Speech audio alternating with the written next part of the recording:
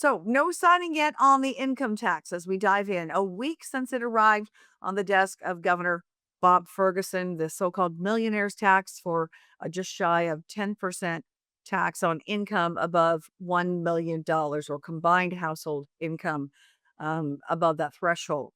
So, this is pretty interesting. How about instead of implementing an income tax in Washington, we unleash Washington's housing productivity and let that be part of the revenue solution. And at the same time, of course, that would address the critical housing shortage that we have. That is the suggestion coming from the Building Industry Association of Washington and the Washington Center for Housing Studies. They ran the numbers and found that building 20,000 additional homes annually could generate about $600 million dollars in state revenue. That's about a quarter of the projected first year revenue from the proposed income tax. So it's not going to bring in all of the money from the tax that's projected to come, depending on how many wealthy people pick up and leave and relocate their businesses elsewhere to avoid the tax. But this is, potentially a real piece of the solution if we can unleash that building capacity.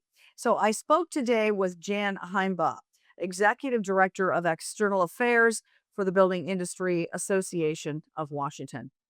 I mean, I think everyone admits that we have a housing crisis, and that means, right, homes are too expensive. People can't access them, and there's not enough of them, and they're too expensive because there's not enough of them. And we have consistently said that from no matter what your sort of political bent is, everyone has acknowledged that there is some sort of housing crisis. And the State Department of Commerce also has said we need to build this many houses by, 1 million houses by 2030. We're not going to be anywhere close to that. But we were sitting over here at BIW as they were discussing the income taxes and like the need for consistent long-term stable revenue, the quote unquote need, right? It's another sort of debatable thing, but like, let's accept that premise. And routinely we put out a report that, historically we've been like the amount of tax revenue that is generated from new home construction for the state and local governments is a lot every year. And it's sustainable in a way too, because you're also then improving property values, and those properties are long-term stable funding for state and local government tax receipts.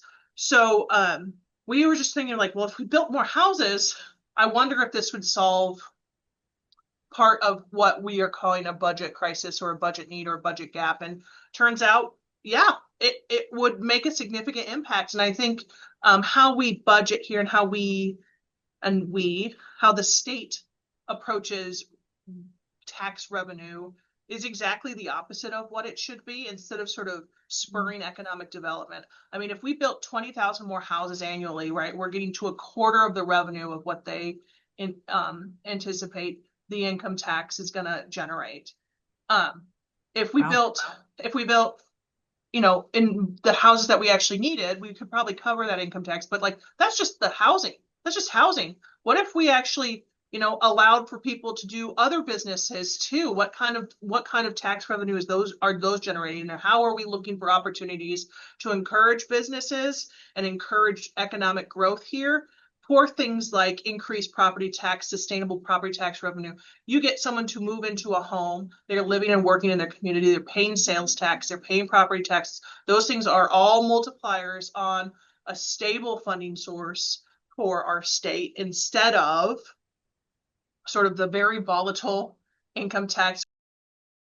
So Jan explained that, when you get someone moved into a home, they're living there, they're working in that community, and they're paying sales tax, they're paying property tax, and those things are all multipliers, right? For stable funding for the state instead of this more volatile income tax. And the income tax, she said, is going to hurt a lot of their own members, people who are not uber wealthy at all. These are the guys with, smaller, medium-sized construction companies in the state. She said it's going to hit those folks because they're not taking home $1 million in income for the year. but just the amount of cash that you have to have on hand to even start to build one house, let alone a subdivision or a multifamily complex, an apartment complex, that requires a lot of capital. Um, so at times you're going to have an account that shows a heck of a lot of that capital, makes you look like a millionaire, even though that's not the case. Those folks, she says, a lot of her builders are already telling her, we operate a little bit in Washington, a little bit in Idaho, a little bit in Arizona. We're going to up and probably do all of our future building in another state to avoid not only the income tax that's coming here, but all the other burdensome taxes and regulations on builders. All right, and keeping with the housing theme, a bill passed in the Washington legislature this year, and it was signed by Governor Bob Ferguson, that could mean some new options for housing in this state and really help out a lot of potentially first time homebuyers or people looking to downsize and avoid out of control property taxes. The bill's primary sponsor is State Senator Jeff Wilson of Longview, and this is his Kit Homes bill, which directs the state building code council to develop some rules specifically for kit homes. These are 800 square feet and smaller. So, depending on how big of a house you live in, that might seem really small or that might seem really doable, depending on where you are in life and how many kids you may have still at home. But remember, before World War II, it was not uncommon to buy one of these kit homes. You literally had pre-cut lumber, all the accompanying materials, all the instructions. Now we've got YouTube, but back then it was a thick catalog with the instructions from Sears and Roebuck, and you literally ordered your home by mail. Maybe your parents or grandparents did something like that years ago. Well, given the housing shortage and given the high cost of building and property taxes in the state of Washington, this is something that Senator Wilson has been working on again for a couple of years, and this year finally saw that bill through. Who on earth has $600,000 for a junky starter home? So the kid home is a natural extension of a menu. It's not my idea. Sears and Roebuck beat me to it 100 years ago. You could order something out of a catalog, and this little pallets would show up, and there's your house. I didn't want to get greedy. There was a reason I set it at 800 square foot and residential, because I didn't want people to think, oh, now we're having three stories and fire escapes and basements. I needed to keep it simple. But listen, we got to acknowledge there's a crisis, but we have to really take action. What are you doing about it? And listen, if this is going to be an affordable form of housing, and you can even do it yourself, Carly, we could put up a house in an afternoon, you and I, Yeah. and be proud of what we've done, and we can own it in a reasonable amount of time or pay cash for it. We should have did this 4 years ago.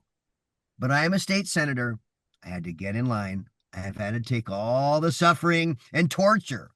Mm. But we're finally got it fast track, and I'm ready to rock and roll. My hyperactivity, believe me, was going to be demonstrated when I do the follow-up bills to the kid home bill, because quite frankly, 800 Mm. square foot, I live in a 1,200 square foot mobile home. I don't have to have a mansion with servants' quarters and this. I need something that I can afford so that I have a warm, dry place to stay. And hopefully, because of its value, it also sends a message to the tax assessors. Don't be telling me my kid home is going to be worth, $600,000. It sets a Right. new market range for the way we Mm. even do property taxes, because they're going to drive by. Well, it's still an 800 square foot. Uh, no reason to, the way they assess the property and the market. This one will actually be probably the best value going into that process over the years.